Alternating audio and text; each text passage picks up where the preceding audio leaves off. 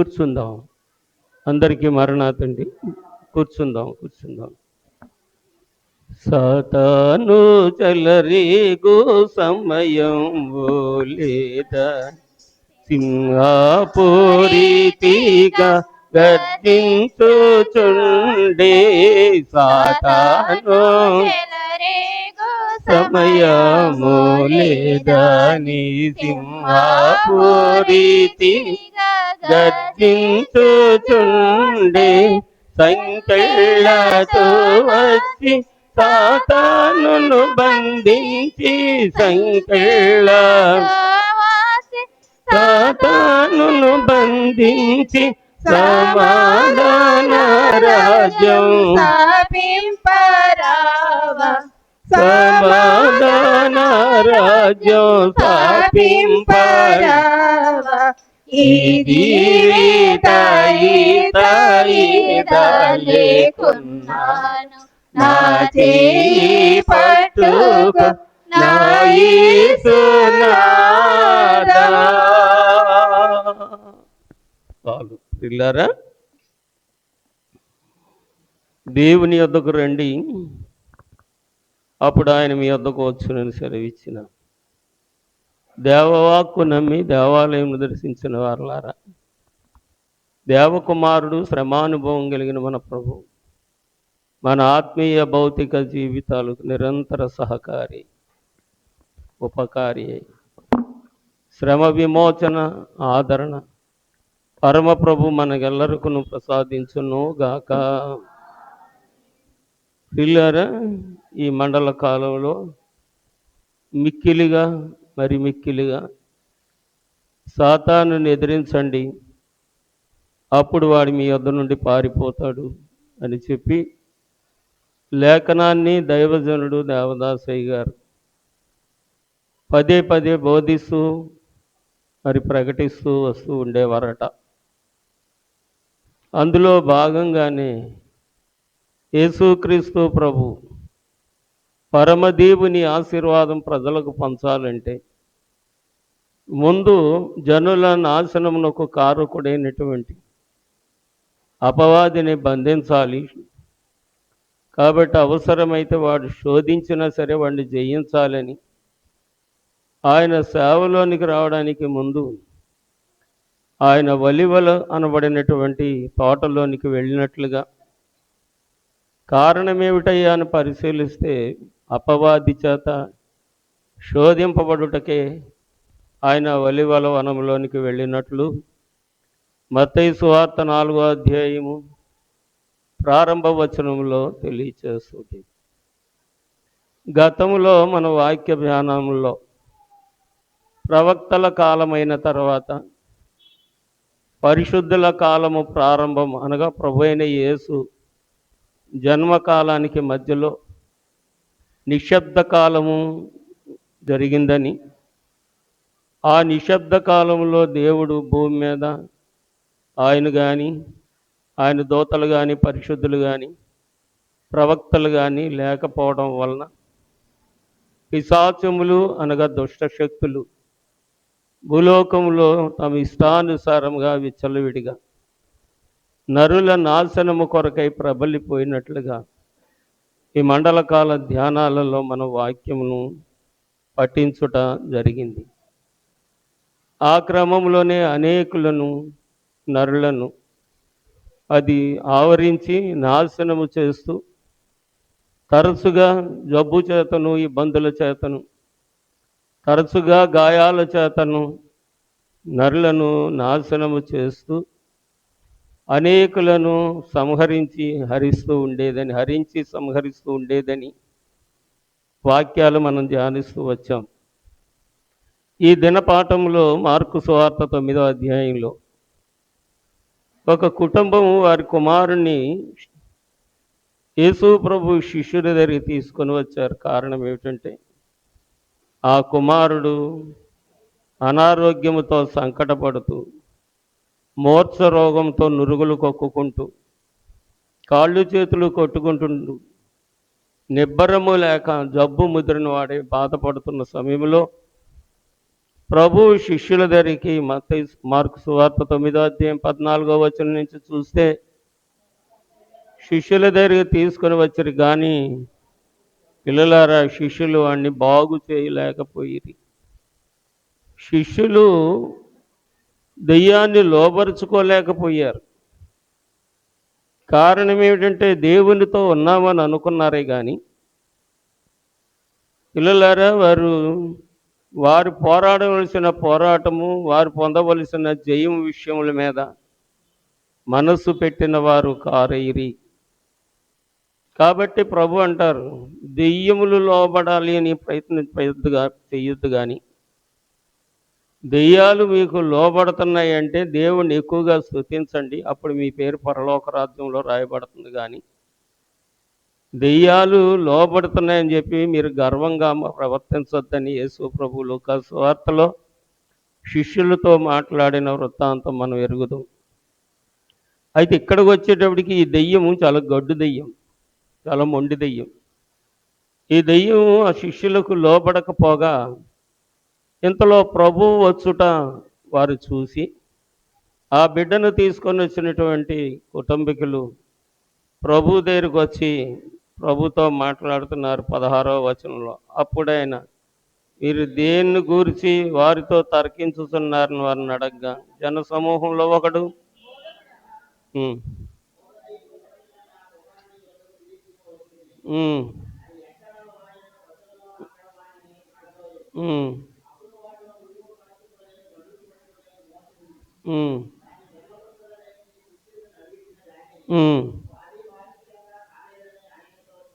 చాలు.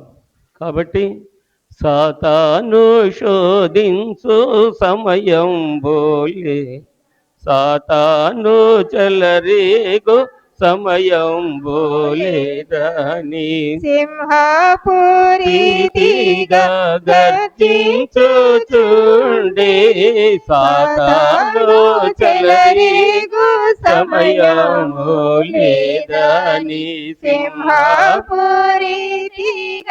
గర్జించుచుండే, సంకెళ్ళతో వచ్చి సాతానును బంధించి, సంకెళ్ళతో వచ్చి సాతానును బంధించి సమాధాన రాజ్యం స్థాపింపరావా, సమాధాన రాజ్యం స్థాపింపరావా. చాలు పిల్లలరా. కాబట్టి శిష్యుల వశంలో లేనిది ప్రభు వచ్చుట చూసి ప్రభుకి ఎదురేగి, అయ్యా మా బిడ్డ తరచుగా నురుగు కక్కుంటూ సంకటపడుతూ ఉన్నాడు, మూర్చిల్లిపోతూ ఉన్నాడు, మూర్ఛతో నింపబడుతూ ఉన్నాడు. వీడిని బాగు చేయమని శిష్యులను అడిగాము, కానీ అది వారి వశంలో లేకపోయింది.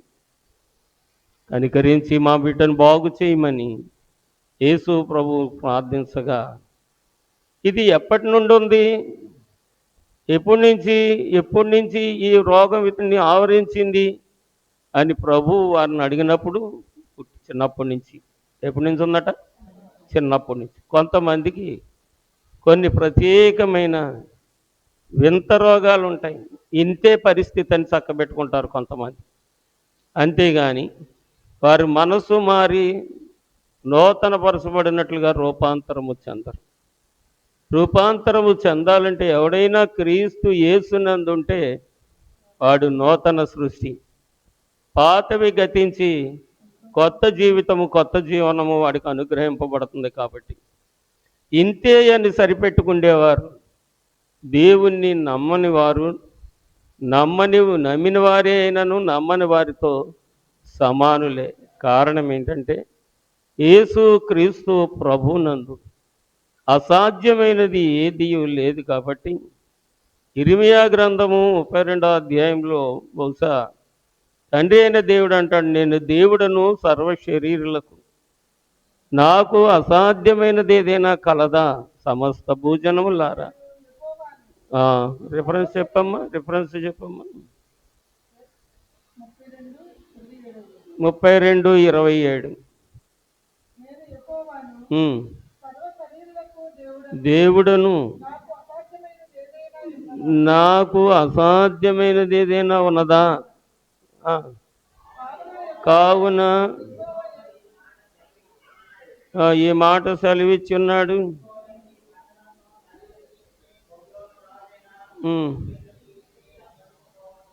చాలు. పైన పైన మాట యిర్మీయాకు ప్రత్యక్షమై సెలవిచ్చినటువంటి మాట ఏంటంటే, నేను సర్వశరీరులకు దేవుడను. రెండవది ఏంటంటే, నాకు అసాధ్యమైనది ఏదైనా కలదా?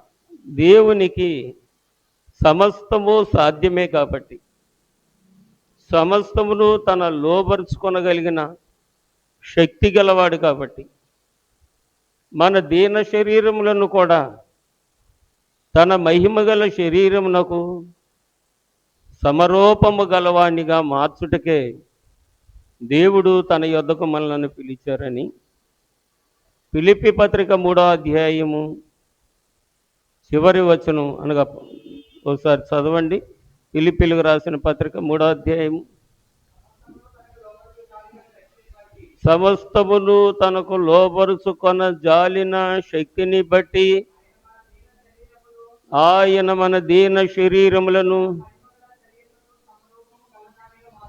తన మహిమ గల శరీరమునకు సమరూపము గల దానిగా మార్చివేయును. మహిమతోడ కపివేయు మహిమా కొరకు సిద్ధపరచు మహిమా తోడ కపివేయు మహిమా కొరకు సిద్ధపరచు మహిమా జీవోలను మార్చి మహిమాలోనికి చేర్చుకొనును. యేసు ప్రభువు వచ్చుచున్న తిరిగొరినరండి పూర్వదోషకారులు చంపిరి బ్రతికెను దోడవరుడై వచ్చునండి. చాలు పిల్లరా, ఎందుకు ఈ పదం జ్ఞాపకం చేసుకోవాల్సి వచ్చిందండి? పూర్వము దోషకారులు చంపారు, కానీ దొడ్డవరుడై ఇవాళ మనల్ని మళ్ళీ వెంబడిస్తున్నాడు అనడానికి కొన్ని రుజువులు. విశ్వాసి జీవితంలో మొదట దేవుని వాగ్దానాన్ని నమ్మాలి, వచనాన్ని నమ్మాలి. ఇదే దేవుణ్ణి నమ్మడం. దేవుని వాగ్దానాన్ని వెతకాలి, వెంబడించాలి. అది విశ్వాస జీవితం, అనగా భక్తి జీవితం.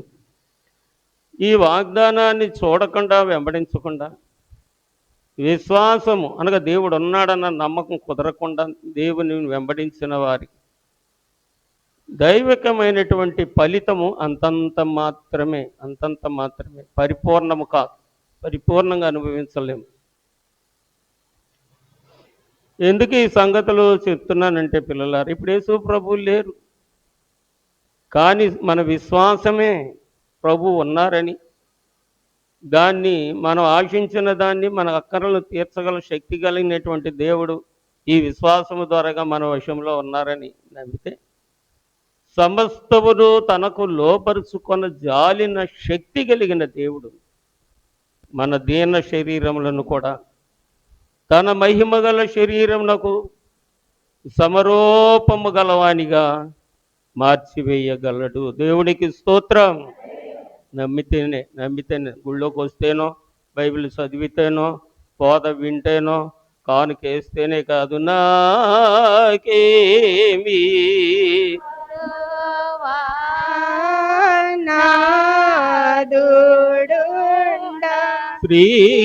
శ్రీకరుండగు దేవుడే నా శ్రేష్ఠ పాలకుడు,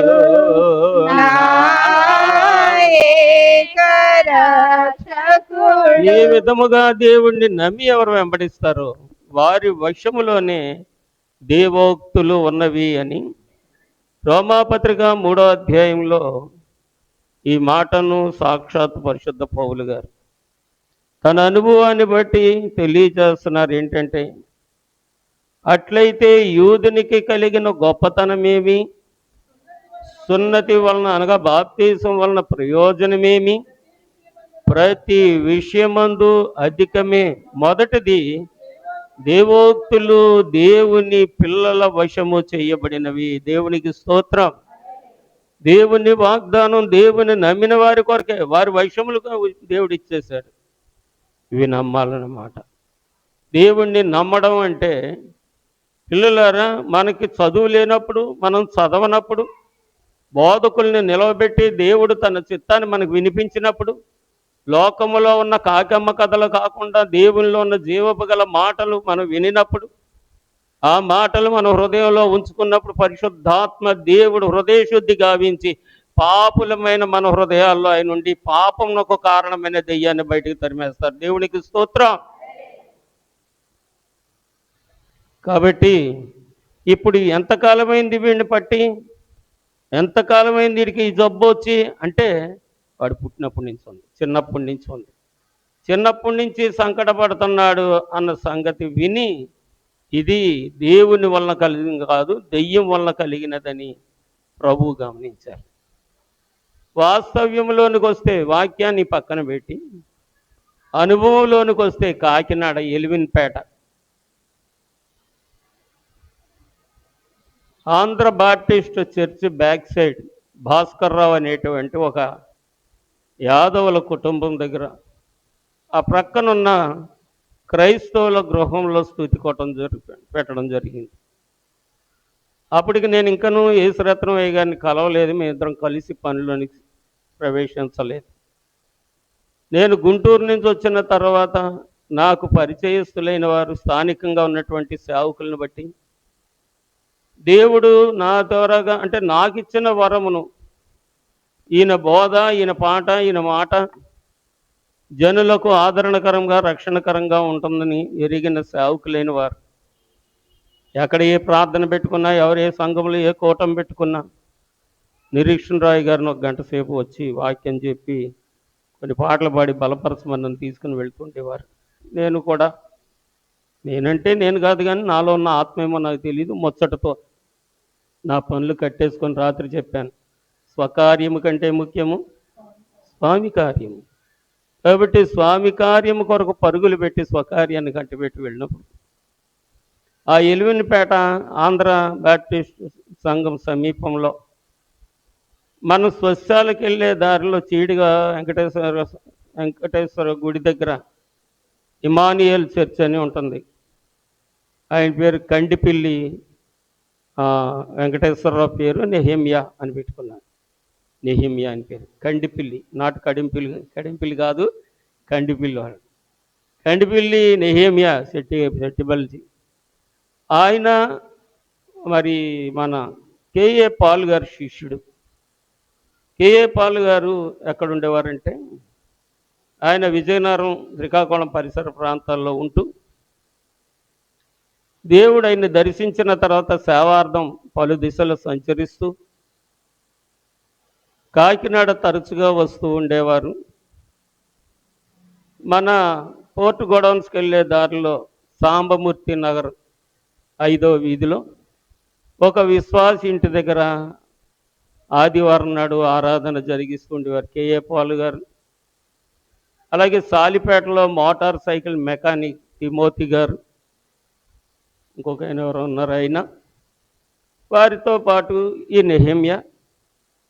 ఈ నెహెమ్యాకి ఇంటికి వెళ్ళే దారిలోనే నా ఎలక్ట్రికల్ షాప్ కాబట్టి నాతో ఉన్న సహవాసాన్ని బట్టి మేమందరం వెళ్ళి ఆరాధనలు చేసేవారు.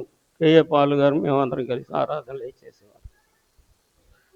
ఈ సమయంలో ఈ ఇమానియల్ చర్చ్ నెహెమ్యా గారు కేఏ పాల్ గారి దగ్గర ట్రైనింగ్ అయ్యి వచ్చిన తర్వాత చీడుగలో సేవ ప్రారంభించినప్పుడు నా దగ్గరికి వచ్చిన ఆయన, మరి నిరీక్షణరావు గారు, మీ మీద ఉన్న గొప్ప ఆత్మను బట్టి మిమ్మల్ని అర్థిస్తున్నాను, సేవ ప్రారంభిస్తున్నాను, ఒక 7 ప్రార్థనలు కావాలి, 7 యాజకులు కావాలి, మిమ్మల్ని అందరూ ఎరిగిన వారే కాబట్టి మీరు మీతో పాటు ఒక 7గురిని తీసుకొని వచ్చి నా సేవకు పునాదులు వేయండి అని చెప్పి నెహెమ్యా కావాలంటే తీసుకొస్తాను, నిన్నే కలిశాడు కూడా. కాబట్టి ఆయన అలాగ అడిగితే ఒక 7గురు సేవకులను తీసుకొని వెళ్ళి అందులో ఒక సేవకుడు మన మేరీ మేనమామ రామవరం యేసేపు గారు, ఆయన్ని కూడా తీసుకుని వెళ్ళి, అలాగే పాతర్లగడ్డ ఏబేలు గారు తెలుసా, అల్లగారు అంటారు, అల్లగారు కాదు ఏబేలు గారు, పాతర్లగడ్డలో వాళ్ళు మన మరియమ్మ గారి కూతురింటికి వెళ్ళే దారిలో కాలువ పక్కనే మందిరం ఇప్పుడు ఉంది, మనవడు సాగిస్తున్నాడు. ఇలాంటి వారిని తీసుకొని వెళ్ళి ప్రార్థనలు చేసి అక్కడ మందిర స్థాపన సేవ ప్రారంభం జరిగించు. ఆ సమయంలో ఈయన ఎలివినిపేటలో స్తుతికూటం పెట్టవలసి వచ్చింది. ఆ స్తుతికూటం పెట్టుకుండేవారు ఒక రిక్వెస్ట్ చేశారంటే ఏంటంటే, మా ఇంటి పక్కనే మంచి సహోదరుడు ట్రాక్టర్ మెకానిక్ భాస్కర్ రావు ఉన్నాడండి, అతనికి జబ్బు ఉంది, ఈ జబ్బు పోయేలా ప్రార్థన చేయాలి, అతని గురించి మేము స్తుతికూటం పెడుతున్నాం అని చెప్పి అన్నారట. నాకు తెలియదు. ఈ పాస్టర్ గారు, బ్రదర్ నేను స్తుతికూటం పెడుతున్నాను, మీరు రావాలి, వాక్యం చెప్పాలి అని చెప్పి నెహెమ్యా గారు నన్ను తీసుకున్నారు. విషయం నాకు తెలియదు కానీ అల్లల్ల పైన నడచిన నాదు యేసయ్యా, అల్లల్ల పైనే నడచిన నాదు యేసయ్యా, గలిబిలిని నా కలవరములను, గలిబిలిని నా కలవరములను తొలగ చేసిన కలుషహారుడా ఆదుకోవయ్యా, అల్లల్ల పైన నడచిన నాదు యేసయ్యా, శుద్ధుడా నీ పిలుపు వింటిని అద్దరికి నే పయనమైతిని, శుద్ధుడా నీ పిలుపు వింటిని అద్దరికి నే పయనమైతిని, ప్రొద్దుపోయెను భయములాయెను, పొద్దుపోయెను. చాలు చాలు.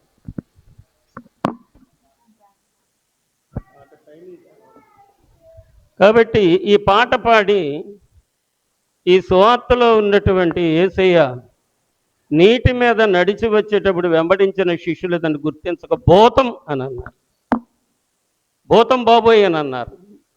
భయపడకండి నేనే అని యేసయ్య తనను తాను ప్రత్యక్షపరుచుకొని నమ్మేమన్న మోసంలో ఉండి నమ్మకం లేని విశ్వాసాన్ని బలపరచడానికి నీళ్ల మీద ఆయన నడిచి నడాలని ఆశపడిన పేతురుకు కూడా అవకాశం కలిగించారు. ఆ రోజు బహాటంగా వాక్యం చెప్తున్నాను. ఇలా చెప్పేవాడిని కాదు, చాలా ఉజ్జీవంగా బల్లగుద్ది అరిసినట్లుగా భీకరమైనటువంటి ఆత్మ కొమ్మరింపుతో వాక్యం చెప్తుండేవాడిని. ఆ వాక్యం చెప్పేటప్పుడు ఆ కోటానికి వచ్చిన వారిలో ఈ భాస్కరరావు కూడా అక్కడే ఉన్నాడు. సంగతి చెప్తున్నాను పిల్లలు. ఈ భాస్కరరావు అక్కడ ఉండి, భాస్కర్రావుని ఎందుకు పిలిచారంటే కోటం అయిపోయిన తర్వాత పలహారం పంచాలి కదా, కొంచెం హెల్ప్ చేయడానికి అన్నట్టుగా పిలిచారు. అతనికి తెలిసింది అతను పిలిచినట్టు, నాకు తెలీదు అతనికి రోగం ఉన్నట్టు. నెహెమ్యాకి వీళ్ళు చెప్పారు అతనిలో ఈ జబ్బు ఉంది, అతను పోతే బాగుపడతాడు, మంచి పన్నోడని. వాళ్ళు ఏమనుకున్నారంటే మూర్చ వచ్చినప్పుడల్లా, ఈ నురుగులు కక్కున్నప్పుడల్లా, కాళ్ళు చేతులతో అన్నుకున్నప్పుడల్లా తాళపు చెవిలో ఇనప ఓసో ఇనప మేకో తీసుకొని వెళ్ళి చేతిలో పెట్టడం వాడుక కదా. ఆ వాడుకున్న చప్పున అతని చేతిలో పెడితే కొంత సమయానికి అతను రికవర్ అయితే అమ్మయ్య అనుకుంటుండేవారు. ఇప్పుడు నేను వాక్యం చెప్పేటప్పుడు అదే సిచ్యువేషన్ అక్కడ ప్రారంభమైంది. ఇదే వాక్యం నేను కొండ పోతగా దేవుని యొక్క మహిమ ప్రభావమును, అది సార్వభౌమత్వాన్ని ఎరగనటువంటి శిష్యుల కంటికి చూపించినటువంటి క్రీస్తు వారి ప్రభు స్వరం వినండి అని చెప్పి వాక్యం చెప్తుంటే అతను మీకు ఆ రోగం వచ్చేసింది. ఆ రోగం వచ్చినప్పుడు మళ్ళీ పరుగులు పెడుతున్నారు, తాళాలు పట్టరా, మోసలు పట్టరా, తెడ్డు పట్టరా, అట్లా కాడబట్టరా అని. ఏమొద్దు నా ప్రభు బాగు చేస్తున్నాడు. ఇతన్ని నా ప్రభు ముడుతున్నాడు, బాగు చేస్తున్నాడు. మీరు కొట్టుకోవద్దు, తిట్టుకోవద్దు, పరుగులెట్టద్దు, వాక్యం వినండి. దేవుని వాక్యం వినండి, విశ్వసించండి.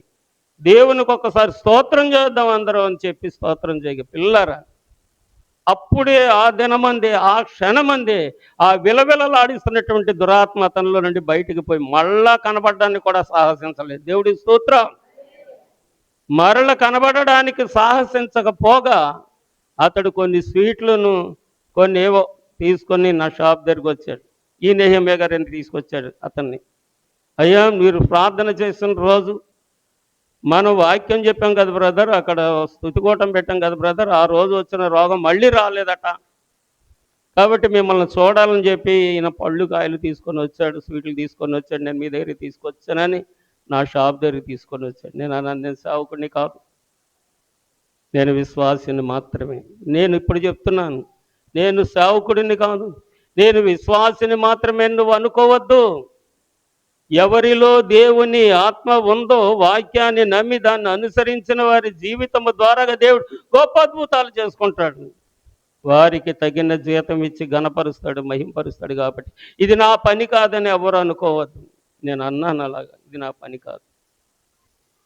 నేను సేవకుడిని కాదు, నేను ఎలక్ట్రీషియన్ని, నా వృత్తి చేసుకుంటున్నాను. మీరు రమ్మన్నారని దేవుడు నాకు ఆయుష్ కాబట్టి, దేవుడు అంటే నాకు ఆయుష్ కాబట్టి నేను ఎరిగిన వాక్యం చెప్పాలి అనుకుంటున్నానే కానీ నాలోనికి దిగి వచ్చిన దేవుడు ఇంకా నాతోనే ఉన్నాడన్న సంగతి నేను మర్చిపోయాను. నేను దేవుడికి దూరం అయిపోయినా దేవుడు నన్ను విడిచిపెట్టలేదు ఆ రోజు.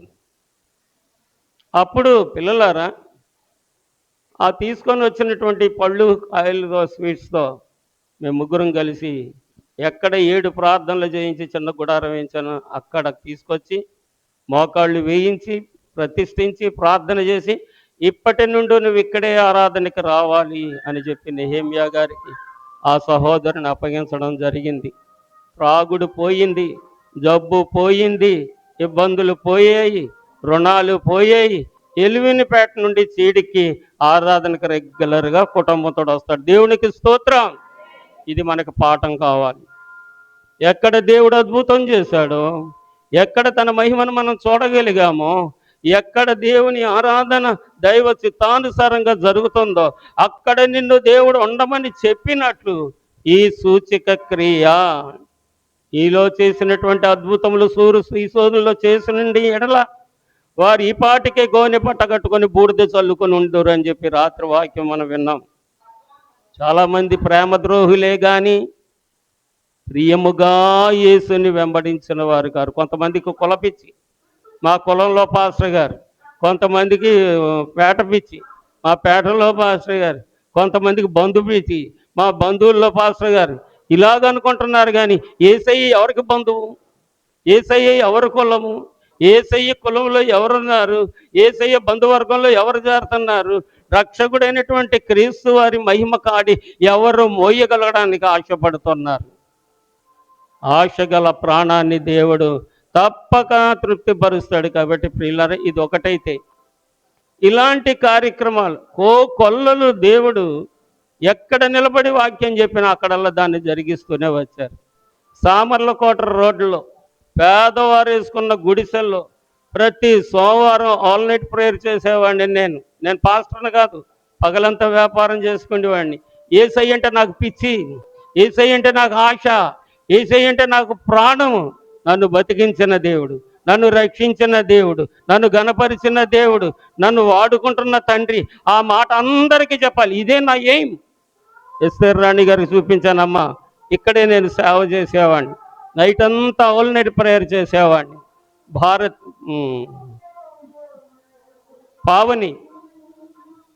పావని అనేటువంటి సహోదరి, చరిత్ర మంచిది కాదు, చరిత్ర మంచిది కాదు. ఆ అమ్మాయి మెట్టినీళ్ళు ఒరిస్సా రాష్ట్రంలో కాపురం చేయడం అనేసి కాకినాడ వచ్చి అమ్మగారింట్లోనే కాపురం చేస్తుంది. భర్త అక్కడ, భార్య ఇక్కడ. ఉదయం 9 అయ్యేటప్పటికి ఒక సినిమా యాక్టర్లా తయారైపోయి వెళ్ళిపోయేది. రాత్రి 1 గంట 2 గంటలకు తిరిగి ఇంటికి వచ్చేది.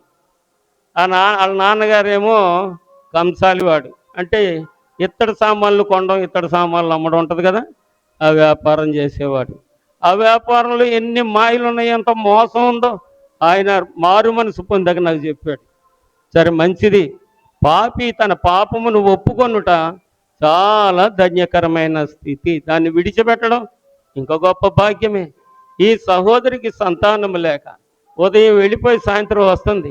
అమ్మా నాన్న ఏమనలేక ఈ అమ్మాయి ప్రవర్తన బట్టి ఈ అమ్మాయి వెనకాతలో ఉన్న వారికి పెళ్ళిళ్ళు కాక ఆ భర్త ఇక్కడికి రాక ఈమె అక్కడికి వెళ్ళక అవమానకరంగా కుటుంబానికి ఆయాసకరంగా మారింది ఈ అమ్మాయి. పావని కాదు, పార్వతి రైట్. ఈ పార్వతి విషయంలో ఈ చింత తొలగడానికి ఒక బిడ్డని అడాప్ట్ చేసుకోవాలని అనుకున్నారు వాళ్ళు. ఒక చిన్న బిడ్డని, ఎవరినైనా ఒక బిడ్డను మనకిస్తే పెంచుకుందామని చెప్పి ఆశపడ్డారు. గవర్నమెంట్ హాస్పిటల్లో 1000 రూపాయలకు ఒక బిడ్డను కొనుక్కోవడానికి తీర్మానం చేసుకున్నారు. నా దగ్గరికి వచ్చారు. నా దగ్గరికి వచ్చాయా ఇలా జరిగింది, ఓ బిడ్డను కొనుక్కోబోతున్నాం, మీరు వచ్చి ప్రార్థన చేసే డబ్బులు వాళ్ళకి ఇచ్చి ఆ బిడ్డను తీసుకొని వస్తామండి, మీరు రండి అని చెప్పి నా దగ్గరకు వచ్చారు. నేను చెప్తున్నాను, నేను పాస్టర్ని కాదు, అప్పటికి కూడా నేను పాస్టర్ని కాదు. సరే వెళ్దామని చెప్పి కాకినాడ జీజీహెచ్కి వెళ్ళాను. జీజీహెచ్కి వెళ్ళిన తర్వాత 1000 రూపాయలకు ఉడంబడిక చేసుకున్న వాళ్ళు 1500 అన్నారు. ఆ రోజుల్లో ఏంటంటే ఒక 20 రూపాయలు ఉంటే రోజంతా గడిచిపోద్ది అనమాట. ఒక 5 రూపాయలు పెడితే ఎన్వి మార్కెట్ వచ్చేస్తుంది, చేపలు రొయ్యలు లాంటివి వచ్చేసి అన్నమాట. ఎప్పుడు 1985, 87 సంవత్సరాల చరిత్రలు చెప్తున్నాను. పిల్లలు ఇలాగుంటుండగా వీళ్ళిద్దరికి ట్రాన్సాక్షన్ కుదరలేదు. 500 దగ్గర తేడా వచ్చింది. రండి తర్వాత చూద్దాంలే, ఇప్పుడు వద్దులే, ఇది ఎందుకో నాకు ప్రార్థన చేయబుద్ధి కావడం లేదని వారిని తీసుకొచ్చాను. ఆ వారం అయిపోయింది. తర్వాత వారం ఆల్ నైట్ ప్రేయర్లో వాక్యం చెప్తున్నాను. శారా సంయమించనని ఎవడు గ్రహించనని దేవుడు వాక్యం చెప్తున్నాడు. వృద్ధాప్యంలో ఉన్న శారా ఇసాకు సంయమించనని ఎవడు గ్రహించను అని చెప్పి వాక్యం బాహాటంగా చెప్తున్నాను అనమాట. ఆ సమయంలో ఆ అమ్మాయికి ఒక దర్శనం వచ్చింది. ఇలా పాకలో, రోడ్డు పక్కన, రోడ్డు డౌన్లో ఉన్న పాకలో, రిక్షా వాళ్ళు పాసి పనులు చేసుకుంటే వాళ్ళు, కూలి పనులు చేసుకుంటే వాళ్ళు వేసుకున్న పాకలో, ఆ పాకలో కూర్చొని ఉంటుండగా ఆ అమ్మాయి ఒడిలో పెట్టున్నట్టుగా దర్శనము ఆ అమ్మాయికి దేవుడు చూపించాడు. దేవుడికి స్తోత్రం. అది అయిపోయిన తర్వాత ఆ అమ్మాయి ఆగిపోయింది, వెళ్ళడం మానేసి. 4 అయిపోయింది, తెల్లవారు 4, రాత్రి 8 గంటలకు పెడితే తెల్లవారు 4 గంటల వరకు ప్రార్థనలు పెట్టేవాడిని. ఇప్పుడేం ప్రార్థన చేస్తారు, ఇప్పుడేం మోకాళ్ళు వేస్తారు, ఇప్పుడేం సమయాన్ని దేవుడికి ఇస్తారు, ఇదంతా గాలికి ఎగిరిపోయే పోటే. అయితే పిల్లలారా, దర్శనం చూసి ఆ అమ్మాయి ఆగిపోతే, ఏమ్మా నన్ను అప్పుడు అంది, అయ్యగారు మిమ్మల్ని అపార్థం చేసుకున్నాను. చెప్పమ్మా పర్వాలేదు అన్నాను. ఏదో కాసేపు కథ చెప్పింది, తర్వాత దర్శనం చెప్పింది. అది నాకు కావాల్సింది. నా దేవుని దర్శనం కావాలి, దేవుడు చెప్పిన వాక్యానికి నెరవేర్పు కావాలి, దానికి ఫలింపు రావాలి. కాబట్టి భయపడకు, ముంగటేటికి నీ ఒడిలో కుమారుడు ఉంటాడని చెప్పి ఆ అమ్మాయితో మాట్లాడి ఆ అమ్మాయిని ఇక్కడ ఉంచి ఆ తల్లిదండ్రులు తీసుకొని ఒరిస్సా రాష్ట్రానికి వెళ్ళి ఆ అబ్బాయితో మాట్లాడి ఆ అబ్బాయిని తీసుకొని వస్తే ఈ మాంగారితో కలిసి 2 నెలలు అతను వ్యాపారం, 2 నెలలు ఈ అమ్మాయితో కాపురం చేశాడు. ఇక్కడ వీళ్ళకి అండర్స్టాండింగ్ కుదరగా వెళ్ళిపోయాడు. అప్పుడే ఆమె కన్సీవ్ అయింది. దేవునికి స్తోత్రం. కన్సీవ్ అయింది, చక్కని మగబిడ్డను దేవుడు ఇచ్చాడు. అంటే వాక్యాన్ని నమ్మాలి, దేవుని మాటల్ని నమ్మాలి. దెయ్యం కొంతమంది మోగవారిగా చేస్తుంది, కొంతమంది గొడ్రాళ్ళుగా చేస్తుంది, కొంతమందిని చెవిటివారిగా చేస్తుంది, కొంతమంది పక్షవాయువు గలవారిగా చేస్తుంది, కొంతమందిని మోగవారిగా చేస్తుంది, మాటలు లేని వారిగా, రాని వారిగా మార్చేస్తుంది. కాబట్టి దైవజనుడు తరచుగా చెప్పారు, సిలువను మోయిస్తున్న పిల్లలారా సాతాన్ని ఎదిరించండి, అప్పుడు వాడు మీ యొద్ద నుండి పారిపోను. ఈ సాతాన్ని ఎదిరించే సందర్భంలో ఇక్కడున్న వారిలో కానీ, ఈ వాక్యం వినుచున్న వారిలో కానీ, ఈ వాక్యం వినబడుతున్న వారిలో కానీ ఎక్కడ దెయ్యం ఉన్నా సరే వాక్యం చెప్పిన వాడి దగ్గరికి వచ్చి పట్టుకుంటుంది. అది అక్కడ విడిచిపెడుతుంది, వాక్యం చెప్పిన వాడిని పట్టుకుంటుంది. ఇందుకు సాదృశ్యం యేసు ప్రభువు. కాబట్టి దీన్ని మరలా దేవుని సన్నిధిలో మోకరించి దాన్ని జయించాలి సేవకుడు.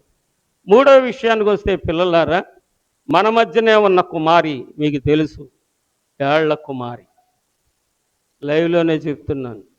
ఈ అమ్మాయి కూడా తరచుగా పొయ్యి దగ్గర కూర్చొని మూర్చొచ్చి పొయ్యిలో కాళ్ళు చేతులు కాలిపోతూ ఉండేవి. ఆ సంగతి వాళ్ళకే తెలుసు. అప్పుడు తరచుగా నేను గృహాలు దర్శించేటప్పుడు వారింట్లో ప్రార్థన చేయించుకుంటే తనకున్న బలహీనతను బట్టి ప్రార్థన చేయగా దేవుడు ఆ అమ్మాయికి స్వస్థత కలిగించారు. దేవుడికి స్తోత్రం. ఆ జబ్బు పోయింది. వేరు వేరు బలహీనతలు ఏమి వ్యాపించినా కానీ ఆ జబ్బు ఆమెకు పోయింది. మరొక ఇంపార్టెంట్ విషయం చెప్తున్నాను. ఒరిస్సా రాష్ట్రంలో ఒరిస్సా రాష్ట్రంలో దేవదాసయ్య గారి కాలంలో డాక్టర్ ఆత్మానమ్మ గారని ఇంగ్లాండ్ డాక్టర్ అమ్మగారు ఇంగ్లాండ్ దేశం నుంచి వచ్చి మన భారతదేశంలో ఒరిస్సా రాష్ట్రంలో ఆ అడవుల్లో ఉన్న వారికి వైద్య సేవ అందిస్తూ క్రీస్తును ప్రకటిస్తూ వచ్చేవారు. ఆ కాలంలో క్రీస్తుని ప్రకటించడానికి వారికి కలిగినవి ఎదురు పెట్టుబడి పెడుతూ ఉండేవారు. అపోస్తుల కార్యం 5వ అధ్యాయంలో అననీయ సప్పిరాల వలె అనేకులైనటువంటి యోధ విశ్వాసుల వలె దేవుని సేవకు పెట్టుబడి పెట్టి పేదలకు సువార్త ప్రకటించే పనిలో వారికి కలిగిన కలిమిని కూడా అమ్మి సువార్త సేవ చేయిస్తూ ఉండేవారు. ఇవాళ సువార్త సేవ మీద వ్యాపారం చేసుకునే వాళ్ళు ఎక్కువైపోయారు. సువార్త సేవలో వస్తున్న ఆదాయాన్ని లెక్కేసేవారు ఎక్కువైపోయారు. ఇంత సొమ్ము ఇచ్చేస్తాను అమ్మబాబు అనుకొని దరిద్రంలోకి దిగబడిపోయిన వారు ఎక్కువైపోయారు. ఈ సేవ నమ్మకంగా పనిచేస్తే పిల్లలారా, ఈ వస్తున్న ఆదాయం అర్జించకు, నా పనులకు వాడు అని దేవుడు చెప్పారు. వచ్చుచున్న చందా సొమ్ము అర్జించకు, నా సేవ కొరకు వాడమన్నారు. దేవుని సేవ నీవు నేను అనుకున్నట్టు కాదు, పలు విధములైనటువంటి రీతులుగా దైవ సేవ జరగాలి, జరుగుతుంది, జరిగించాలి కూడా. అయితే పిల్లలారా, డాక్టర్ ఆత్మానమ్మ గారు ఒరిస్సా రాష్ట్రానికి వచ్చి అక్కడ ఆమె వైద్య వృత్తి చేస్తూ సువార్త సేవను ప్రకటిస్తూ ఉండేవారు. చాలా కథ జరిగింది. ఆత్మానమ్మ గారికి, ఒరిస్సా రాష్ట్రంలో ఉన్న ఆత్మానమ్మ గారికి, గుంటూరులో ఉన్నటువంటి రాజమండ్రిలో ఉన్నటువంటి దేవదాసయ్య గారికి ఆత్మ సంబంధమైన పరిచయము. దేవునికి స్తోత్రం. ఆత్మ సంబంధమైన పరిచయం. ఈ రాత్రి కాదు కానీ మొన్నటి రాత్రి నిద్రలో నాకు దేవుడు ఒక దర్శనం చూపించారు. ఏంటా దర్శనం అంటే, నేను ఈ మధ్య బండి లాగి పెడుతుంది, ఇబ్బంది పెడుతుంది తండ్రి. 10 సంవత్సరాలు దీని మీద నేను తిరిగాను. ఇది ఇప్పుడు నాకు కొంచెం ఇబ్బంది పెడుతుంది. బాగుగా పని చేయగలిగిన వాడికి దీన్ని అప్పగించాలనుకుంటున్నాను అని చెప్పి మొన్న ప్రార్థన చేశాను. ఆ రాత్రి నాకు దర్శనం వచ్చింది. ఉన్న బండి మరి కొంచెం పాడైపోయినట్టుగా, ఏదో లైట్లు వంకర పోయినట్టుగా, హ్యాండిల్ ఏదో వంకర పోయినట్టుగా దర్శనం వచ్చింది. చెప్తుంటాను కదా, దేవుడు చూపిస్తాడు కానీ శరీర మందస్థితిని బట్టి మర్చిపోతాం. వాక్యం చెప్పాను ఈ మధ్య నేను. తిండి వలన, మత్తు వలన, ఐహిక విచారం వలన దేవుడు చెప్పిన దర్శనాలు మనం మర్చిపోతుంటాం అని వాక్యం చెప్పి, ఇవన్నీ అనుభవాలే, నాకున్న అనుభవాలే. అలాగే దేవుడు దర్శనం చూపించినని మర్చిపోయాను. నేను ఉదయం ఏం చేశానంటే, బాబు నేను సాయంత్రం సేవకి వెళ్ళాలి, సాయంత్రం అంటే బండి కొంచెం క్లీన్ చేసిస్తాడేమో, ప్లగ్ అయ్యి క్లీన్ చేస్తాడేమో అంటే, పాస్టర్ గారు బండి పెట్టి వెళ్ళండి, నేను మీకు అయిపోయాక ఫోన్ చేస్తాను నన్ను అన్నాడు. సరే అని చెప్పి బండి పెట్టేసి ఇంటికి వెళ్ళిపోయాను. ఇంతకీ ఫోన్ చేయడం 4 అయిపోతుంది. నేనే ఫోన్ చేశాను. ఫోన్ చేస్తే 2 అయిపోయింది అన్నాడు. వచ్చాను. వచ్చిన తర్వాత ఎంత అయింది అన్నాను. 450 రూపాయలు అయిందండి అన్నాడు. 450 రూపాయలు ఇచ్చాను. ఇంతలో వాళ్ళు వర్కర్తో అన్నారు, కొంచెం నీళ్లు పెట్టి కడిగిపోయారా అంటున్నాడు. ఇప్పుడు టైం లేదులే, సోమవారం వస్తాను అన్నాను. ఇప్పుడు టైం లేదులే, సోమవారం వస్తాను అని చెప్పి ఇంకొక 50 రూపాయలు ఎక్స్ట్రాగానే 500 రూపాయలు ఇచ్చేసి వచ్చేసాను. మొత్తానికి ఆగిపోయింది బండి. వచ్చేటప్పుడు గుద్దుకుంటూ తోసుకుంటూ వచ్చినట్టుగా వచ్చింది. రాత్రి వెళ్ళేటప్పుడు మరి ఎలాగెళ్ళారో పిల్లలు కొంచెం దాకా వెళ్ళొచ్చారు. ఆ తర్వాత నేను లోదన చర్చ్ దగ్గరికి వెళ్ళటానికి ఇది ఆగిపోయింది, కదలడం లేదు. అక్కడి నుంచి చాలా విశ్వ ప్రయత్నాలు చేశాను. చోకు లాగి చోకు మీద ఆ చివరిని ఏటి దగ్గర కొట్లు పెట్టారు కదా, అక్కడ దాకా వెళ్ళి చోకు మీద ఎంత దూరం వెళ్తాంలో గొంచాలు కూడా వెళ్తుందని చెప్పేసి కట్టేశాను. ఇంకా స్టార్ట్ అవ్వట్లేదు. అప్పుడు పిల్లవాడికి ఫోన్ చేశాను, రే బాబు నా పరిస్థితి ఇలాగుంది అంటే, బిడ్డలు ఏం చేశారంటే బండి వేసుకొని వచ్చి వాళ్ళ బండి నాకు ఇచ్చి వాళ్ళు ఆ బండిని తోసుకొని వచ్చి ఇక్కడ పడేశారు. నా బండిని తీసుకొచ్చి ఇవాళ ఉదయం జ్ఞాపకం వచ్చింది ఆ సంగతి నాకు. చేయడి మీయో ప్రభు సభ. గుర్తులు చెప్తున్నాను. దేవుడు చూపించాడు మరింత పతనం అయిపోద్ది ఇదని. అయినా నేను దాన్ని జ్ఞప్తికలోనికి తెచ్చుకోలేదు. అలసట రాత్రి పండుకునేటప్పుడు 12-1 గంట అయిపోతుంది. ఉదయాన్నే లేచి ప్రార్థన చేసుకోవడం, దినమంతా సిద్ధపడడం, కాబట్టి కొంచెం అలసటగా ఉంటుంది ఈ రోజులు, శ్రమకాలం కాబట్టి. మొన్న చెప్పాను, ఒక అమ్మాయి మీద ఆ రోజు నేను వాక్యం చెప్పినప్పుడు మొదట భ్రష్టత్వం సంభవించి నాశన పాత్రుడు బయటకు వెళ్తేనే కానీ దేవుని ఆత్మ అనేది మనిషి దగ్గరికి రాదని బాహాటంగా వాక్యం చెప్పిన రోజు వెళ్ళిపోయాను. వెళ్ళిపోతే సర్పవరం ఊళ్ళోకి వెళ్ళేటప్పటికి ఆ చేపల మార్కెట్ కొంచెం దాటేటప్పటికి ఎదురుగుంట ఒక ఆవిడ, ఏంటి అన్నీ కనపడుతున్నాయి, అందరూ కనపడుతున్నారు, ఈ మనిషి నాకు కనపడలేదు, ముందుకు వచ్చేసింది. నేను ఇక హార్న్ కొట్టడానికి కానీ బ్రేక్ వేయడానికి కానీ అప్లై చేయడానికి కానీ నాకు కాలేజీ ఏది పని చేయాలి, ఓ అనుకుంటా నేనే పక్కకు పోయాను పుంతలోకి. వెళ్ళిపోయి ఇంకా ఆవిడతో ఎందుకు లేని చెప్పేసి నా మటుకు నేను వెళ్ళిపోయాను. ఆ రాత్రి అది వచ్చింది నా దగ్గరికి. సాతాను చెలరేగు సమయము. ఈ కాలం ఎలాంటి కాలం అంటే గడ్డు కాలం, అపవాదికి పట్టున్న కాలము, ప్రభు అయిన దేవుణ్ణి శోధించినటువంటి కాలం, క్రీస్తునామదారులను ఎక్కడో కాడ ఏదో రీతిగా పట్టి బంధించేటువంటి కాలము. నామకార్థంగా ప్రార్థన చేసే వాళ్ళకి ఏముండవు, కానీ కొంచెం పట్టుగలిగి ప్రార్థన చేస్తే మాత్రం జాగ్రత్త. పక్కనే ఉన్నాడు పగవాడు నీ. ఈ 40 రోజులు దేవుని మీద పట్టున్న బిడ్డలు చాలా జాగ్రత్తగా ఉండాలి. ఏదో ఆట విడుపుకి వచ్చిపోయి వాళ్ళకి వీళ్ళు నన్నేం చేస్తారులే అని చెప్పి అది పట్టించుకోదు, కానీ దేవుని మాటను గట్టిగా పట్టుకున్న వారిని మాత్రం అది పిలకపట్టు జాడిస్తుంటుంది. కాబట్టి పిల్లలారా, ఇక్కడ ఏదో రీతిగా భ్రమపరిచేటువంటి ఈ దురాత్మ, ఇదే మండల కాలంలో దేవదాసయ్య గారు ఇక్కడ రాజమండ్రిలో, ఆత్మానమ్మ గారు ఒరిస్సాలో దైవ దర్శనముల ద్వారాగా భక్తిలో భక్తి స్నేహితులయ్యారు. దేవుడికి స్తోత్రం. అక్కడ తల్లిగారితో ఉన్న 5 ఉన్నారు స్త్రీలు. ఆ 5 స్త్రీల పని ఏంటంటే ప్రార్థన చేయడం, కనిపెట్టడం, దేవుని చిత్తాన్ని తెలుసుకోవడం, ఆ నశించిపోతున్న జనముల మధ్యకి వెళ్ళడం, వాళ్ళకి మందులు ఇవ్వడం, వాక్యం చెప్పడం, రొట్టెలు పంచడం, గింజలు పంచడం, ఈ సేవ వాళ్ళది.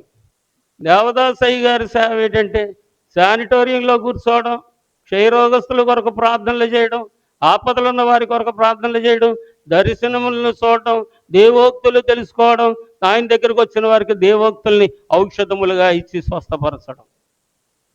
సేవ అదండి. సేవ అంటే అదండి, ఈ బోధలు కాదండి. ఈ బోధలు, ఈ పాటలు, ఈ రాగలు, ఈ మాటలు, ఈ అక్రమాలిన ప్రార్థనలు కాదు సేవ. దేవుణ్ణి చూడాలి, దేవుడు చెప్పాలి, దేవుడు చెప్పింది చెయ్యాలి, అది సేవ.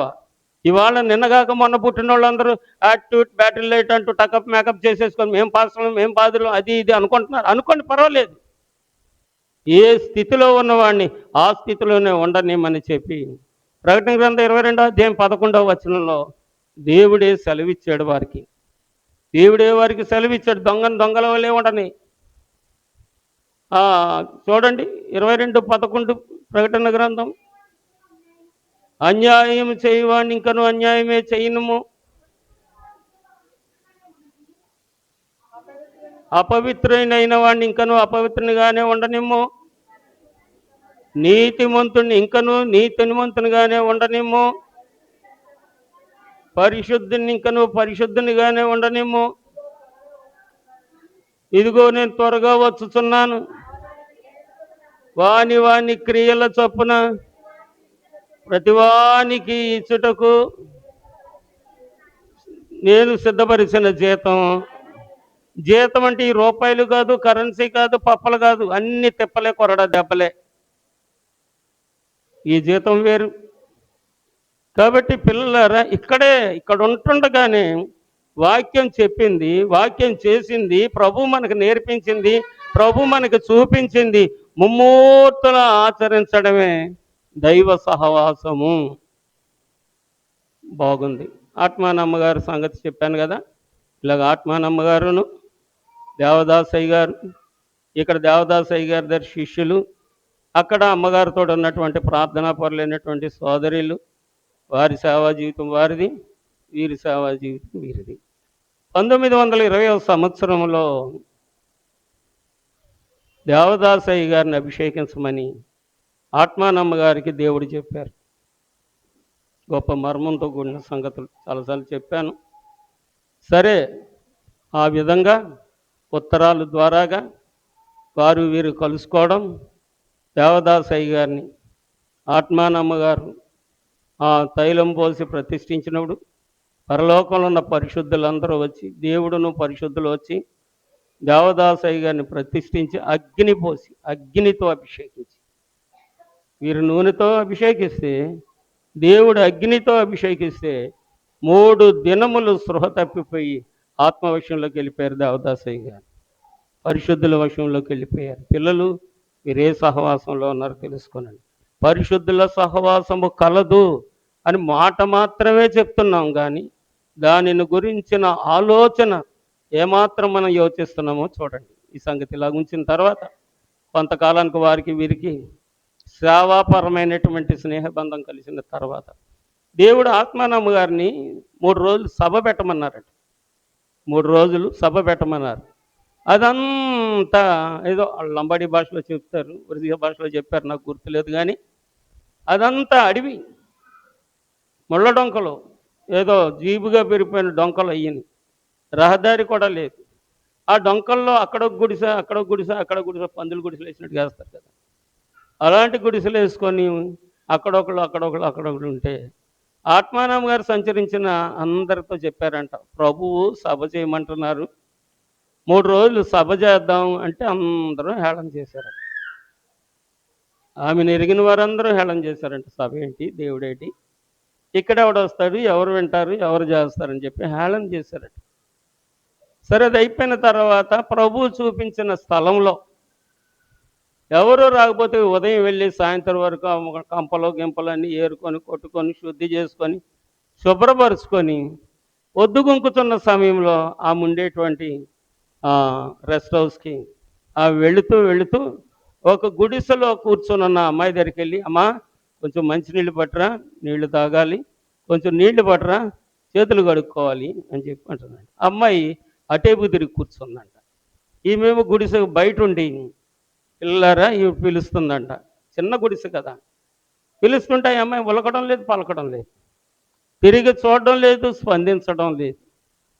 ఏమిటి ఇలాగుంది అని చెప్పి పిల్లలారా మళ్ళీ పిలిస్తే ముమ్మారు పిలిచేటోటికి ఆ అమ్మాయి దిగ్గున లేచి చింత కడవతో నీళ్లు తీసుకొని వచ్చి, అమ్మగారు వచ్చారా అని చెప్పి ముందు చేతుల మీద పోయకుండా కాళ్ళ మీద పోసిందండి. ఆన్ రికార్డ్ చరిత్ర ఇదంతా ఇప్పుడు ఉంది, బైబిల్ మిషన్ చరిత్రలో ఇప్పుడు ఉంది. ఇది ఉన్నాయో చెప్తున్నాను, లేని విషయాలు చెప్పట్లేదు. మనం ఎరగని కాలంలో సంగతులు చెప్పట్లేదు, మనం ఎరిగిన కాలంలో సంగతులే చెప్తున్నాను. దెయ్యపు చేష్టలు ఎలాగుంటాయో. కాబట్టి పిల్లలారా, ఈ సమయంలో ఆ అమ్మాయి వచ్చి ఈ అమ్మగారికి కాళ్ళు కడిగి చేతులు కడిగి దాహానికి నీళ్ళు ఇచ్చి కూర్చోబెట్టడం చూసి అట్నుంచి వస్తున్న ఆ పిల్ల తల్లి ఆశ్చర్యపడుతూ పడుతూ లేస్తూ పరిగెట్టుకొని వచ్చి, అమ్మగారు ఏంటి అమ్మగారు ఇలాగ వచ్చారు, ఇక్కడ కూర్చున్నారంటే, ఏం లేదురా, సభ పెట్టమన్నారు కదా ప్రభు, మరి ఆ ముళ్ళ కంపలు కంపలన్నీ ఏరుకొని నేల శుభ్రం చేసుకుని కొంచెం ప్రాణం నీరసంగా ఉండి నీళ్ళు అడిగాను, నీ కూతుర్ని చాలాసేపు పలకలేదు, తర్వాత పరిగెత్తుకొని వచ్చి నా కాళ్ళు కడిగింది, చేతులకు వచ్చింది, దాహానికి ఇచ్చింది. అమ్మా, దేవుడు ఇలాగొచ్చాడా నా ఇంటికి అని చెప్పి కాళ్ళ మీద పడిపోయి గొళ్ళు నడిచిందట. కారణం ఏంటంటే పుట్టింది మొదలుకొని మోగది చెవిటిది. చెప్పండి, పుట్టింది మొదలుకొని ఈ పిల్ల మోగపిల్ల, ఈ పిల్ల చెవిటి పిల్ల, ఎవరు ఏం మాట్లాడిన ఈ పిల్లకి వినపడదు, అర్థం కాదు, తిరిగి చెప్పలేదు. మోగదైనటువంటి ఈ పిల్ల మీ మాట విన్నదా, వినపడిందా, ఆ చెవిటిదానికి వినపడిందా, అమ్మగారు అని మిమ్మల్ని పిలిచిందా, మాట్లాడిందంట. ఆ పిల్ల లోపల నుంచి ఏదో కొంచెం అయ్యో రసాయనాలు రసాయనాలు అయితే అవుతారు కదా, అది తీసుకొని వచ్చి అమ్మగారు నన్ను బాగు చేశారు అందంట. దెబ్బకి తండ అంతా కదిలొచ్చారు. తండ అంతా కదిలొచ్చి, ఎంత ఆశ్చర్యకరుడో ఎన్నా, ఎంతలేము మా యేసయ్యను, ఎంత ఘోర ప్యాపినైనను వింతగాను రమ్మ నేను. ఎంత ఆశ్చర్యమమ్మా నువ్వు ప్రకటించే దేవుడు. ఈ బిడ్డను మేజర్ అయిపోయింది. ఈ బిడ్డ మేజర్ అయిపోయిన బిడ్డ పుట్టినప్పటి నుంచి చెవిటిదయ్యి మోగదయ్యి, ఎవరు ఏం పిలిచినా విననిది, వినిపించుకుంది, పట్టించుకుంది, ఎందుకో కొరకానిదైపోయినటువంటి ఆడబిడ్డ గురించి మేము కుమిలి ఏడుస్తుంటే, రెప్పపాటున దేవుడు నీకు పని చెప్పిన దేవుడు ఈ కార్యం చేయడానికి నా బిడ్డను బాగు చేశాడని చెప్పి ఆ తండావారందరూ ఏకమై గొప్ప సభ చేశారట. దేవుడికి స్తోత్రం. చెప్పండి, నాకు అసాధ్యమైనది ఏదైనా? మనుషులు అనుకుంటారు ఇది మన వల్ల ఎలాగవుతుంది, మన వలన ఎక్కడవుతుంది, ఇది మన వలన ఎలా జరుగుతుంది అనుకుంటాం. కానీ అన్నీ అయిపోతాయి ఏంటని మనం అనుకుంటాం. కానీ everything is possible, nothing impossible in the name of Jesus Christ. అన్నీ ఆయనకు సాధ్యమే, ఆయన నామంలో సాధ్యమే, అసాధ్యమైనది ఏదీ లేదు. కాబట్టి పిల్లలారా, మరి ఆ గొప్ప కార్యం చేస్తే దేవుడు చేయమన్న పని సభ ఎందుకు చేయమన్నారో, ఆ సభను జనులు ఎందుకు తిరస్కరించారో, ఎవరూ లేనప్పుడు అలిసి వెళ్ళి ఈ తల్లి ఆ బిడ్డను ఎందుకు అడిగిందో, ఆ బిడ్డ సంగతి ఈవిడికి ఎందుకు తెలియదు. ఎవరు లేకుండానే దేవుడు అద్భుతం చేసి అందరి కళ్ళుండి చూడలేని అందరికీ దేవుడు కంటికి కట్టినట్టుగా ఎలా తనను కనపరుచుకున్నాడో, ఆయన కార్యాన్ని ఆయన ఎలా జరిగించుకున్నాడో చూసి ఒరిస్సా రాష్ట్రానికి గొప్ప మిషనరీగా ఆత్మానమ్మ గారిని నిలబెట్టాడు. దేవునికి స్తోత్రం. పిల్లలారా, దేవుని సంగతులు ఎరగక నూతులో పడ్డ కప్ప అనుకుంటుందట, ఇదే నాకు ప్రపంచం అని అనుకుంటుందట. తాను ఎరిగిందే, తనకు తెలిసిందే గొప్ప అనుకుంటుంది. కానీ తానికి తెలియని దాన్ని విస్మరించి నమ్మలేక దేవుణ్ణి కూడా పక్కన పెట్టేసేటువంటి ఈ కాలంలో ఆశ్చర్యకరుడైనటువంటి దేవుడు అద్భుత కార్యాలు చేయుట కొరకు ఇంతే మన జీవితం అనుకునే వారి జీవితాలను వెలిగించడానికి ఎంతో తన చరిత్రను విఫలంగా జరిగిస్తే ఇప్పుడు చెప్పారట, ఓ మోగదానివైన చెవిటి దెయ్యమా ఈ అబ్బాయిని విడిచిపో. ఏమన్నారైనా? మోగవైన చెవిటి దెయ్యమా ఈ చిన్నవాడిని విడిచిపోమ్మని అనగానే విల్లలాడించి నురుగులు కక్కించేసి వదిలేసిపోయింది. ఇదే చరిత్ర. మొన్న మన దగ్గరకు వచ్చిన విజయబాబు గారు, ఢిల్లీలో సేవ చేస్తున్న పాస్టర్ విజయబాబు గారు, నేను గుంటూరు సంగడిగుంట ఇందిరా ప్రియదర్శిని కాలనీ పొగాకు బ్యారనీల లోపల మళ్ళ లోపల ఉన్నటువంటి కాలనీలో 7 దెయ్యములు పట్టిన వేదమణి విషయంలో కూడా దేవుడు ఇలాంటి అద్భుతమే చేశాడు. దేవునికి స్తోత్రం. మనము ఇక్కడే ఉంటే గుడ్డివారం అయిపోతాం, మనం ఇక్కడే ఉంటే చెవిటివారం అయిపోతాం. దేవుని కార్యం ఎక్కడ జరుగుతుందో చూస్తే మన విశ్వాసం గట్టిపడుతుంది. మన విశ్వాసము గట్టిపడితే దేవుని మహిమను మనం చూస్తాం. సమూయేలు గ్రంథంలో కర్ణపిశాచిని కేకేయించాడు. ఎవరో రాజైన యోషాఫాతు. సౌలు కర్ణపిశాచిని కేకేయించాడు. సౌలు కర్ణపిశాచములు లేకుండా చేశాడు ముందు అసలు. కానీ రహస్యంగా తన పిశాచి స్వభావం సాగిస్తుంది ఒక స్త్రీ. మారువేషంలో వెళ్ళాడు. మారువేషంలో వెళ్ళి నేను యుద్ధానికి వెళ్ళాలి, యుద్ధంలో జయిస్తానో పరాజయం పాలవుతానో తెలుసుకోవాలంటే దేవుడు నాకు చెప్పాలి. ఇప్పుడు దేవుడు లేడు, దేవుడు కలిగిన ఆత్మ లేదు. ఈ కర్ణపిశాచి దగ్గరికి వెళ్ళి దైవాత్మ పూర్ణుడైనటువంటి నా గురువు గారిని అనగా సమూయేలు గారిని వర్తమానం అడగాలని చెప్పి ఈ కర్ణపిశాచి దగ్గరికి వెళ్ళి మారువేషంలో వెళ్ళి, నా కొరకు నీవు నీ కలిగిన విద్యలు ప్రయోగించి ఒక మనిషిని బయటకు పిలిపించు. ఎవరా మనిషి అంటే సమూయేలు గారు. సమూయేలు గారిని పిలిపించమనగానే వచ్చినవాడు మారువేషంలో వచ్చాడు. కాబట్టి ఈ కర్ణపిశాచి తన వృత్తి సాగించుకుంటుంది. కానీ కర్ణపిశాచులను తరిమికొట్టేవాడు వచ్చాడని అనుకోలేదు. ఇంతలో పిల్లలారా, రాజు ఆజ్ఞను బట్టి, రాజు ఇచ్చిన ధైర్యమును బట్టి, తనకు కలిగినటువంటి కర్ణపిశాచుల శుద్ర శక్తులను బట్టి మంత్రించగా భూమిలో నుండి వచ్చింది దేవుని ఆత్మ. దేవునికి స్తోత్రం. వచ్చిన వాడు ఎలాగున్నాడంటే దేవదూతలాగా ఉన్నాడు. బాబోయ్, దేవదూత పైకి వచ్చింది, నేను పాపం చేశాను, నన్ను కాల్ చేస్తుందని చెప్పి కేకలేస్తుంది ఈ కర్ణపిశాచి. భయపడకు, రప్పించిన వాడిని నేనే కదా. నువ్వు చూసిన వాడు ఎలాగున్నాడంటే దుప్పటి కప్పుకొని ఉన్నాడు, పండిపోయినటువంటి వెంట్రుకలతో ఉన్నాడు, దేవదూత రూపంలో ఉన్నాడంటే ఆయనే సమూయేలు. దేవునికి స్తోత్రం. కాబట్టి పిల్లలరా, అప్పుడు ఆ కర్ణపిశాచి బుద్ధి తెచ్చుకొని ఇక ఆ వృత్తికి స్వస్థ చెప్పి ఆ కర్ణపిశాచి వృత్తి అది మానివేసింది.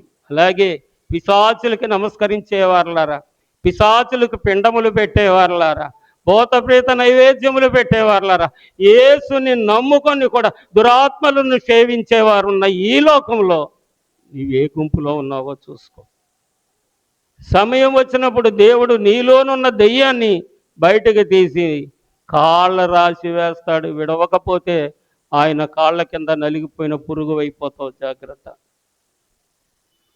దైవజనుడు దేవదాసయ్య గారి సన్నిధి క్రమంలో చెప్పారు, ఓ పిశాచి, నువ్వు మనిషివి కాదు, నువ్వు పురుషుడు కాదు, నీవు స్త్రీవి కాదు, నువ్వు పశువువి కాదు, నువ్వు పక్షివి కాదు, నువ్వు పురుగువి. పురుగులను మా కాళ్ళ కింద వేసి నలిపేస్తాము, తొక్కేస్తాము. కాబట్టి రాజుల వలె ఉండండి పిల్లారా, దేవుని సొత్తైన ప్రజల వలె ఉండండి, దేవుడు చెప్పిన వాక్కుకు వారసులమై ఉండండి. నాకేమి కొద్దువ నాదుడున్నాడన్న నిబ్బరమైన విశ్వాసం కలిగి ఉండండి. ఎటుబడితే అటు ఊగే ధూళి వలె బూడిద వలె ఉండకండి, గాలికి కదిలే రెమ్మల వలె రెల్లు వలె ఉండకండి అని సంగతిని చెప్తూ ఉంటే, అపోస్తుల కార్యంలో పౌలు బర్నబాలు సేవకు వెళ్ళినప్పుడు అక్కడ ఓ పుతోను అనేటువంటి దెయ్యం పట్టినటువంటి చిన్నది వచ్చింది. ఆ పిల్ల మీద దెయ్యం ఉండి సోది చెప్తుంటే ఆ పిల్లను సంరక్షించుకొని దాని మీద వ్యాపారం చేసుకుంటున్న వారు కొందరు ఉన్నారు అక్కడ. ఆ పిల్ల దెయ్యానికి బానిస అయిపోయి దెయ్యం చేత పీడింపబడుతుందన్న సంగతి ఆ పిల్లను పట్టించుకోకుండా, ఇది చెప్పే సోది వలన డబ్బులు వస్తుంది, మాకు లాభం వస్తుంది కదా అని చెప్పి ఆ పిల్లను సంరక్షించుకునే వాళ్ళు కొందరు ఉన్నారు. అపోస్తల కార్యం 16వ అధ్యాయం 16వ వచనం నుంచి 18వ వచనం మీలో ఎవరు చదివారు ఈ వాక్య భాగాన్ని? పట్టించుకోనండి, పట్టించుకోనండి, పట్టించుకోనండి. పౌలు బర్నబాలు అక్కడికి వచ్చి వారు దేవుని వాక్యాన్ని చెప్పేటప్పుడు దెయ్యాలు పారిపోతూ ఉన్నప్పుడు ఆ పుతోను అనే చిన్నదంటుంది కదా, ఇదిగో సర్వోన్నతుడైన దేవుని దాసులు మీకు రక్షణ మార్గమును బోధిస్తారు. ఎవరు వీరు? సర్వోన్నతుడైన దేవుని దాసులు. వీరు మీకు రక్షణ మార్గం ప్రకటిస్తారు. వీరు మార్గంలో నడవండి అంటే వాళ్ళు ఏ మార్గం ప్రకటిస్తారు? నేనే మార్గము, నేనే సత్యము. ఎందుకంటే వెనక్కి నేనే మార్గము, నేనే సత్యము, నేనే జీవమును, నేనేగా కింకెవ్వరు లేరని, నేనే కింకెవ్వరు లేరని ఎంచి చెప్పిన యేసుని యొద్దకు, ఎంచి చెప్పిన యేసుని యొద్దకు రండి, రండి, యేసుని యొద్దకు రమ్మనుచున్నాడు. ప్రయాసపడి భారము మోయువారలో, ప్రయాసపడి భారము మోయువారలో ప్రభుని చెంతకు పరుగడి వేగమే, ప్రభుని చెంతకు పరుగడి వేగమే. దేవుని దగ్గరికి రావాల్సిన ప్రజలు దెయ్యాన్ని వెంట పెట్టుకొని తిరుగుతున్నారంటే అతిశయోక్తి ఏం కాదు. అలాగంటే కోపం వస్తుంది. కానీ ఇవి రుజువులతో వివరిస్తే అల్లరిగా మాట్లాడుకుంటారు అన్యులు ఈ సంగతి ఎరగక. విశ్రాంతి దినం సంఘం ఎక్కడ ఉండాలి? దేవుని దగ్గర ఉండాలి. శ్రమ దినములో సంఘం ఎక్కడ ఉండాలి? రక్షితులు ఎక్కడ ఉండాలి? సిలువ నీడలో ఉండాలి. ఈ సంగతులు తెలియదా? తెలిసి మూర్ఖత్వం, ఎదురవుతున్నటువంటి ఆపదలు, శోధనలను ఇంతే మా కర్మ అని చెప్పి భరించి దేవుణ్ణి అబద్ధకునిగా చేసి సమస్తమును తనకు లోపరుచుకొని జాలిన శక్తి గల దేవుణ్ణి శక్తిహీనునిగా, నీ భక్తిహీనతను బట్టి దేవుణ్ణి శక్తిహీనునిగా చేసి అపహాసములు పాలు చేస్తున్న సమాజంలో ఉన్న సంఘం ఇది. జాగ్రత్త పిల్లలారు, అనుకూలంగా ఉండండి. తగిన ఫలములు ఫలించండి. ద్రాక్షవల్లిని అల్లుకొని ఉండండి. తీగల వలె ఉండండి. చీకటిలో నుండి వెలుగులోనికి వచ్చిన వారి వలె ఉండండి. దేవుని సొత్తైన ప్రజల వలె ఉండండి. ఆయన దైనంది రాజులు యాజకులు దేవుని సొత్తైన పరిశుద్ధ జనముగా రూపాంతరము చెందడానికి దేవుడి దగ్గరికి రండి. అప్పుడు ఆయన మీ వద్దకు వచ్చును. అప్పుడు ఆయన మీ వద్దకు వచ్చును. అమ్మ, అర్థమవుతుందా వాక్యం? సొంత బుద్ధితో, సొంత ఆలోచనతో, సొంత అవసరముతో నీవు ఇంతవరకు జీవించావు. ఇప్పుడు అలా జీవించడం కుదరదు. నీవు సున్నతి పొందావు. సున్నతి వలన ప్రయోజనమేంది? దేవోక్తులు యూదుల వశము, దేవుని వాగ్దానములు బాప్తీసు పరుల వశములో ఉన్నవి. వీటిని నువ్వు వాడుకుంటున్నావా? వీటితో ఆడుకుంటున్నావా? ఆడుకుంటున్నావా అంటే ఆడుకోవడానికి గల కారణం ఏంటంటే వీటిని గురించిన విషయాలు చెప్పినప్పుడు హృదయంలో ముద్రించుకొనక, వాగ్దానాలు నమ్మకపోవడం వలన, దేవ వాగ్దానములు ఎన్నున్నవో అన్నీ అవునన్నట్టుగానే ఉన్నవన్న సత్యాన్ని నువ్వు నమ్మలేకపోవడం వలన దేవుణ్ణి అపహాసముగా మారుస్తున్నావు. ఆ దైవత్వానికి ఉన్నటువంటి ఆలోచనే నీకు ఈ రూపము, నీకు ఈ జీవము. మనకి ఈ రూపము, ఈ దేహము, ఈ జీవము ఆయన ఆలోచనే.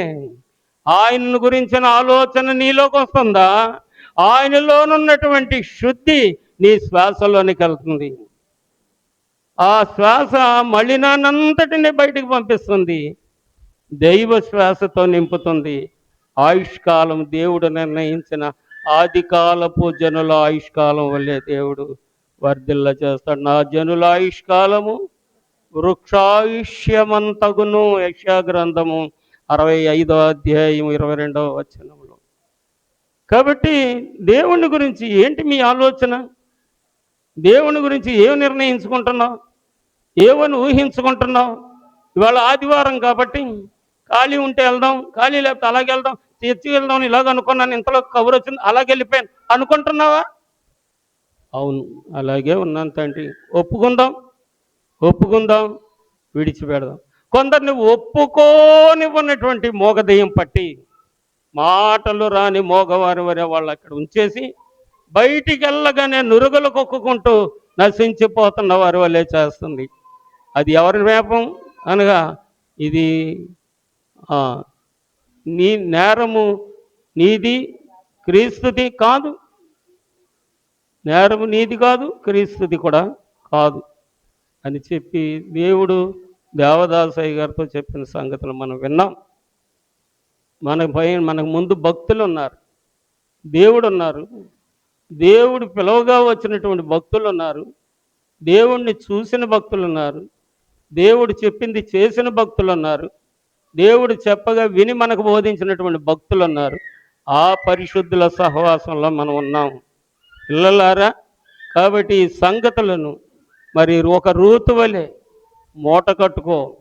ఈ సంగతులు రూతు ఎలాగైతే బోయాజు మాటలను మూట కట్టుకొని తన ఇంటికి వెళ్ళిందో, అలాగే పరమ బోయాజు బ్రతికిన వారికి సచ్చిన వారికి ఉపకారము చేయమానని ఈ ఉపకారి అయినటువంటి బోయాజు చెప్పిన ప్రతి మాట నువ్వు మూట కట్టుకో. అదే ప్రాణధనము, అదే ముక్తి మూట. దానిని ధరించుకొనండి, ధన్యులవుతారు. ప్రార్థన చేసుకుందాం. తండ్రి, మా దోషములను క్షమించుము, అపరాధములను క్షమించుము తండ్రి. నిన్ను గూర్చిన వార్త వినికిడి ద్వారాగా వింటూ ఉన్నాము, ఇప్పుడు కన్నులారా చూస్తూ ఉన్నాము, మనసారా గ్రహిస్తూ ఉన్నాము అని చెప్పి ప్రార్థన చేద్దాం.